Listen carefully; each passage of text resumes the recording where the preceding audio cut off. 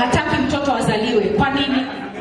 Wacha kufunga mguu, wacha mama azae mtoto, hata kama akiwa kiwete ni mtoto wetu. Tutampenda na tutakuwa na amani na yeye kwa sababu ni mtoto wetu, ni mtoto wa Kenya. Usifunge miguu ya mwanamke saa ile anakuwa na leba. Wacha mtoto atoke, ni mtoto wetu.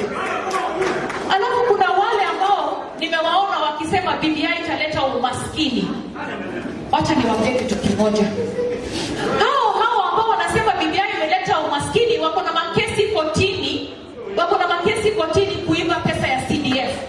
Sasa unasema BBI italeta umaskini na wewe mwenyewe ni mwizi, umeiba pesa ambayo imefaa kuleta development kwa nchi yetu. Na mimi nataka kuambia sasa ile tulikuwa na post election violence. Nikiwa huko kwa mamocheri nikitoa mamwili, sijaona hao wamama hata kama walikuwa kwa ODM.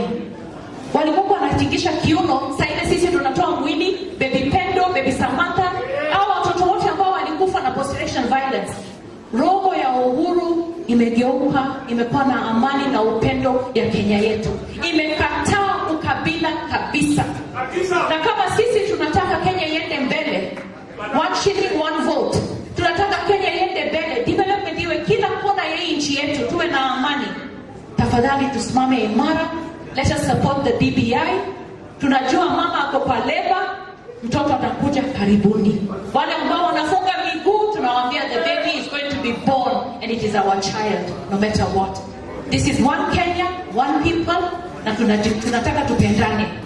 Asanteni sana, Mungu awabariki.